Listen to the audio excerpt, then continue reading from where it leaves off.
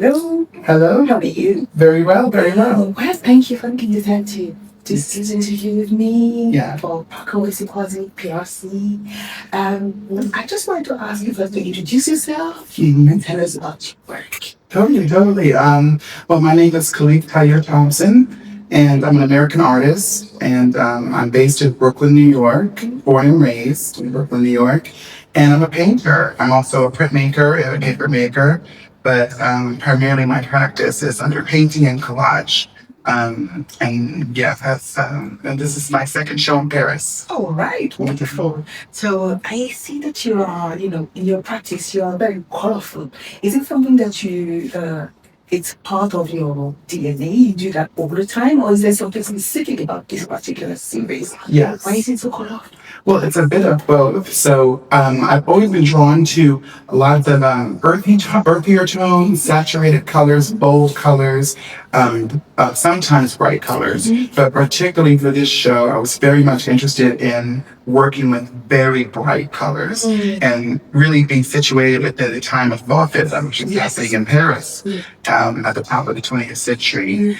And I was really interested in that because it had a lot of influence on a lot of Harlem Renaissance artists like Beauford Delaney, who I'm a big fan of, which is in New York, where I'm from. And so I kind of was just thinking about how these different styles, these palettes, these colors, how they transcend, race and continent, and, kind of just thinking about how these devices were used to emote like livelihood and memory and experience. And so these works are particularly very bright, and I purposely, wanted to make sure that they were emitting so much light and so much color and joy, and because that was very thematic of the time of Fauvism. And then I can feel that there's an African touch. Yes. Your images, I can see the designs of this particular garment behind us. Yes. The print is something that we see in Nigeria, I've said before. And I'm very surprised. I'm like, how did you blend two different cultures? Why did you do it? Yeah. Well, the funny thing about it is that part of also thinking about these works is the art historical aspect is modernism. And a huge part of modernism had to do with people like Matisse and other Cuban artists like Picasso and such, who took from the continent of Africa and took a lot of the artwork and a lot of the sculpture and a lot of the tapestries, and they kind of stole a lot of those styles and imagery for themselves, through colonization. And so I think a lot of artists today, Black American artists especially, are kind of reclaiming some of those modernist influences and taking it for themselves. And I kind of was very much interested in African textile and pattern just because I grew up so much around it. I'm not, directly from the continent, but I also have ancestry in Ghana and the Ivory Coast in Nigeria. And so, it's kind of something that's just almost embedded in Black American experience. And so I find a lot of these kinds of patterns, either just through my photo albums or just around the house and interiors. And so for this show, I thought it was just like really a great opportunity to really showcase a lot of these different cultural patterns and stuff like that. This particular cloth that she's wearing, I believe it's called a cheesecloth. And so it's very stately, it's very, dignified, and it loosely inspired just with the stripes. I think some of the designs that I saw within that African textile book that I had, there's just so many different languages that they need so much. And so it's another way of inserting language through visual form and pattern and association. So it kind of gives a certain vibe. Each one carries a certain feeling or understanding. And so that's pretty much what I wanted to do with all the work in some way, which is have a pattern or a bold, style that kind of mimics the figures and their clothes and their environments. So you can tell how she got like a very royal type of position, and the cloth is actually one that way as well. So it's Yeah. I love the blending. It's amazing. Thank you. And I can see as well you have a lot of females. Yes. In all your paintings. Would you tell us a bit about that? Totally. Well, it's kind of a natural inclination as an artist, you know. I mean, I grew up around a lot of women, and obviously a lot of you know, I have, you know, two sisters, one being my twin, and obviously my mother was a sister of three daughters that my grandparents had on my mother's side. And that's kind of actually the family, my mother's side of the family is really the one I grew closest to over the years before my grandmother passed. And they're the ones who kind of were they held the family together, as most women in families do. And so a lot of the times they were the ones archiving and saving photographs, memorabilia.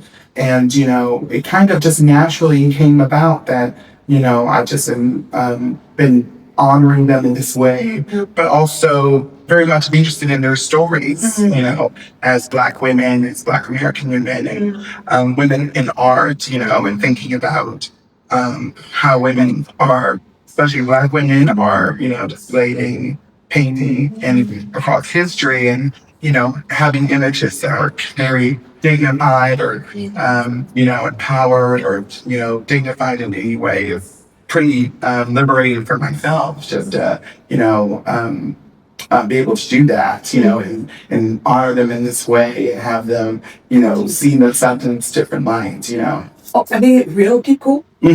Yeah, so, yeah, all of them, yeah, so basically, I almost like, I kind of, in this particular series in the last few years, I kind of just been using, like, casting, I call them casting, like, characters, you know, from my family, and I'm posing them in these different settings. You know, the settings are mostly imagined, and so, you know, they could be like an art opening, or in an imagined room, or maybe a psychological space, or, you know, in this one in particular, you know, this one actually was reference from my aunt Sandy, which is my mother's sister, who has since passed. She passed in 2001.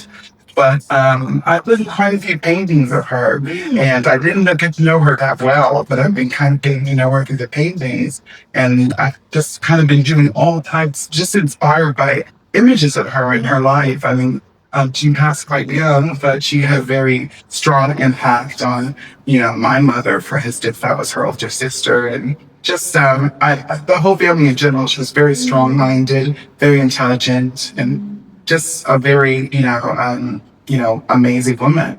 And so it's kind of like, you know, 20 years some later, it's super empowering and interesting and able to go into her story and insert it with what I'm doing artistically and what I'm thinking about as far as art goes. So it's kind of emerging. So I like to have my personal life and my personal family and archive and merged out of some more historical and more open narratives that everyone can relate to, which is why I think the family imagery is so relatable to so many, because they see themselves in it. Of course. And I really enjoy the fact that, you know, it's in a way, it's like you are doing a living archive. Yes. It's like you are archiving your, I mean, it's true, but also what is happening around you. Right. So, as an artist, I was gonna say, so what do you think is the role of an artist? Because to me, it's really, this archiving is really important, especially for us and Black people. Yes. So I'd like to know your opinion on that. No, I totally agree. It's very important. You know, I think especially as a young artist and young creatives, I mean, it's obviously important to be in touch with your ancestry and your roots, or at least some connection to, you know, how you became. And, you know, I'm at an age, you know, where I'm 30, and I'm kind of thinking about my adolescence and my childhood and my early adulthood, and just kind of like, you know, what motivated me to be who I am, and kind of my own experiences. And I'm really quite reflective in general personality. I'm very reflective. And so that kind of carries into the work. And I think it's important for artists to reflect current times, but also to bring in the past, and to always, you know, stay grounded in the present, but be able to reflect and, you know, ponder things that are maybe in the future or in the past and how they relate and how things come to be. I'm very interested in how people's lives play out. You know, I was a big fan of documentaries about people's lives and autobiographies and biopics. And so I always think that these are kind of cinematic. This is as close as a cinematic screen, like I'm kind of a director of sorts of images. And so I kind of get this opportunity to, you know, entertain these wild imaginary like narratives that are both real and unreal. So it's uncanny. I really like that. Honestly, that's really powerful. I mean, I wish I told Robert, but I think it's being able to archive and create memories and things that remain for the next generation to see is such an important thing to do. So. Yeah. Well, it's bravo for that. Thank you. Thank you. And I think my last question for you would be, as I mentioned to you, that your gallery is part of Congrès, which is a circuit that is the Transatlantic circuit taking place in Paris, Lagos, Nigeria, mostly Belgium, and Lisbon, Portugal. As well, artists in those different countries that are covering Afro-descendant, people from Africa, and they're all sharing the same topics. Some are sharing the same topics as yours, which is memories, translations, and heritage. And I want to know, what does it feel like to be part of such a circuit when you have to present yourself, not in comparison, but in discussion with other artists? I love it. You know, I think that's part of the reason why I started creating these images. I definitely always, you know, when I first started, you know, painting professionally, I was already very much interested in those conversations that were happening in the diaspora and in these. I didn't know how wide it was. I had certain artists, American artists, and that were heroes of mine, like Jerry James Marshall and Romar Bearden. You know, Elizabeth Catlett. And I had those to, you know, think about, or thinking about heritage, thinking about,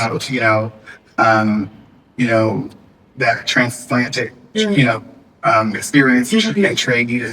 And kind of was like always something that I thought I just connected with. So to be a part of the conversation now, it's like, you know, it's really surreal because it's kind of like, okay, I have a voice and I have, you know, something to contribute, you know, and people that thinks that something that someone wants to see or wants to connect with. And I think that's just a real honor because it's like, you know, I think I always say it's kind of like everybody is so unique and different. And so I never, you know, pay attention too much on what having to be compared, or I think it's great to be compared, but I think that everyone brings their own little piece, you know, and there's enough stories that people are interested in that there's plenty of room for that, and to be in a wide conversation, like you said, in all these different countries. It's kind of makes you feel like, you know, there's a movement that you're a part of, you know, and these are things that you look at. And this is things that you study, you know, when you're in school. Like, oh, this group of artists doing this in this country and this country. And that's kind of how I felt about the Harlem Renaissance, you know, and you know, the Fauvism, they was considered the wild beast, and you know those kind of terminologies and why they were used, and how jazz was seen as, you know, this, you know, radical and sinful new art form. And it was exciting though, and it came about through pretty dark, you know, times, you know, through the Depression, and also through just you know, a whole bunch of, you know, war and things going on at this time. So I always think, what were these artists thinking? Like, why were they creating these images during these times? Or, you know, where was their headspace? Why was it necessary? And so, I think it's a beautiful thing to be able to be a part of the conversation and just bring those conversations forward with others, because I think numbers help with promoting certain stories and getting them due attention that they deserve.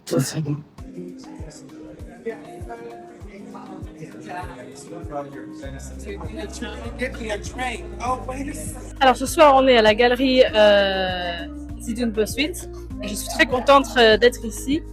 Merci à Princesse Ifé et à la galerie de nous accueillir. Et on découvre l'artiste Khalif Tahir Thompson avec beaucoup de joie.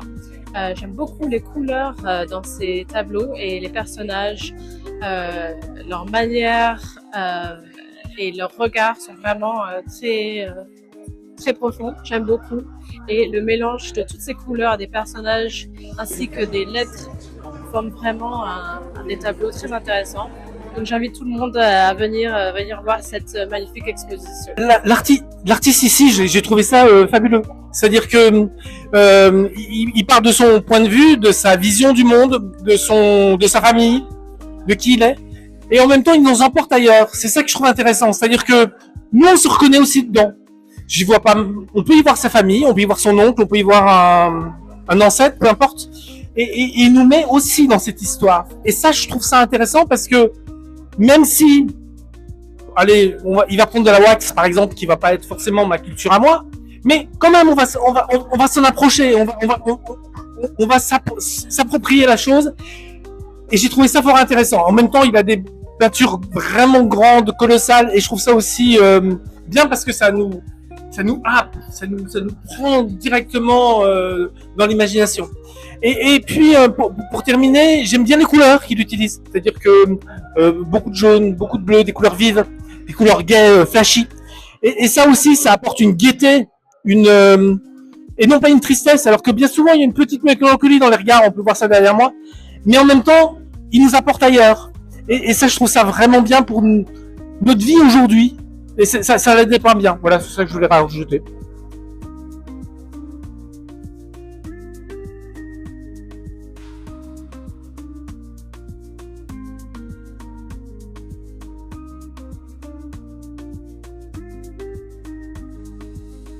Thank you so much for looking at my question. Of course. Thank you. Thank you.